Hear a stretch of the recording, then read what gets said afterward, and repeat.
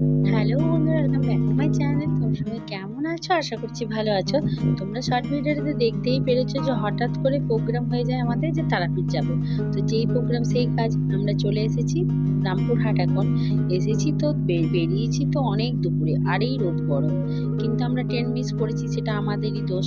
তারপর রানীগঞ্জ থেকে অন্ডাল, অন্ডাল থেকে সাঁইথিয়া, সাঁইথিয়া থেকে আবার রামপুরহাট, রামপুরহাট থেকে আবার তোমার অটোতে করে গেছিলাম তারাপীঠ। তো এখন স্টেশনে প্রথমে নেমে গেছি, নেমে তারপরে আমরা ফটো সেশন করছি। আর এখানটাতে এসে পরে এসেই তারপরে তারাপীঠে চলে এসেছি। তারাপীঠে এসে কোনো হোটেল আর দেখা দেখি করিনি, যেখানেই দাঁড়িয়েছি সেখানেই একটা ভালো দেখে, ওইখানে যতগুলো ছিল সেগুলোর মধ্যে ভালো একটা হোটেল দেখে ঢুকে পড়েছি।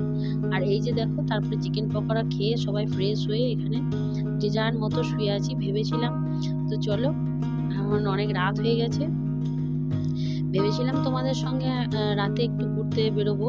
তবে হ্যাঁ, অনেক রাত হয়ে গেছিল, সবাই মিলে গল্প করছিলাম, ভেবেছিলাম ভোর ভোর ঠাকুরকে পুজো দেবো, মা তারা। কিন্তু ভোর ভোর কি আর ওঠা যায়? এত টায়ার্ড হয়ে রাতে 2টো-2:30 অব্দি গল্প করেছি সবাই মিলে, তো আর হয়ে ওঠেনি একবারেই। তারপর আমাদের দেরি হয়ে গেছিল উঠতে, উঠে 6:30টার সময়, আমরা 6টা-6:30টার সময় বেরিয়েছি এখন পুজো দিতে।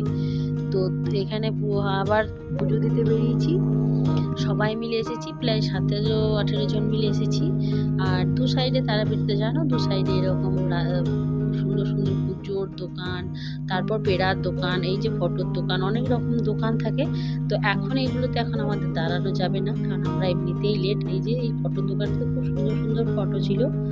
আমরা যখন এমনিতেই লেট, আর কোনো দিকে না দাঁড়িয়ে আমরা সোজা চলে যাব এখন পুজোর কিনে পুজো দিতে যাব।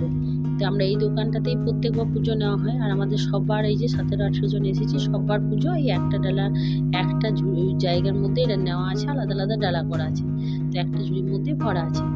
তো চলো, আমরা কিন্তু ভিআইপি লাইনে গিয়েছিলাম, ভেবেছিলাম আজকের দিনটা একটু ফাঁকা হবে, বৃহস্পতিবার, কিন্তু এত বীভৎস ভিড় ছিল। ওরা বলছে বৃহস্পতিবারও প্রচণ্ড ভিড় হয়। তো আমরা এখানে লাইন দিয়েছি, ভিআইপি লাইনে ওই জন্য এসেছি। আর এই যে দেখো, এখানে যজ্ঞ করছে একজনের, কিন্তু এইদিকে একটা দল, ওইদিকে একটা দল, এরকমভাবে 3-4টে দল মিলে এখানে যজ্ঞ করছে, আলাদা আলাদা সব পান্ডারা দিয়ে যজ্ঞ করাচ্ছে। আর এই যে মায়ের সোজাসুজি মাঝখানে একটু জায়গা গ্যাপ দিয়ে এই চাতালটা, এখান থেকে ফাঁকা হলে মাকে দেখাও যায়, কিন্তু আসেও চেষ্টাটা বৃথাই মনে হচ্ছে।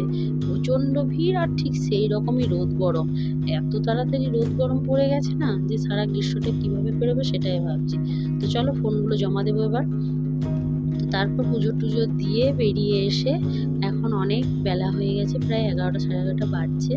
তো আর আমাদের কারোর ভালো লাগছে না, আমরা এবার ঢুকেছি একটা দোকানে কচুরি খাবো বলে। আজকেই আমরা বেরিয়ে যাব, আমাদের আজকে বেরোতেই হবে। তো এখানে কচুরি খাচ্ছি এখন আমরা, অনেক বেলা করে 11টার সময় বোধ হয়। আর আমাদের আবার 1টার সময় খাওয়া দাওয়া করে বেরিয়ে যেতে হবে, কারণ আমাদের আবার 1:30-2 ট্রেন আছে। আসার সময় আমরা ওই 1:30-2 ট্রেনটা মিস করে যাওয়ায় অনেক রাতে এসে পৌঁছেছিলাম, কিন্তু বাড়ি যাব। তো চলো দেখা যাক। তারপর হোটেলে এসে আমরা আগে গোছগাছ করে নিয়েছি, এবার আমরা বেরোবো। তো আমাদের রুমটা তোমাদেরকে দেখানোই হয়নি। এই যে দেখছো, সেইটা সিলিং, আর এই যে এই রুমটাতে 2টো বেড একসঙ্গে করা আছে। এইদিকে 2টো বেড এক জায়গায় আছে, যেখান থেকে আমি ভিডিওটা করছি। আর ওই যে আমার ছেলের পিছনে 2টো গ্রিন কালারের দরজা রয়েছে, দেখছো, এই 2টো দরজা হচ্ছে 2টো বাথরুম। আর মাঝখানে টিভিটা আছে, আর বাঁ দিকের গেটটাতে এই রুমটার এন্ট্রান্স। তো আর একটা ছোট্ট টি টেবিল, আর 3টে খাট আছে, 2টো খাট একসঙ্গে লাগানো, আর একটা খাট সিঙ্গেল আছে, এসি, আর একটা মিরর তো আছেই। আর এই যে আমরা এখন শুয়ে শুয়ে লেদ খাচ্ছি, খেয়ে দিয়ে আমাদেরকে বেরোতে হবে। খেয়ে দিয়ে কিন্তু আমাদের আর রেস্ট করার সময় নেই।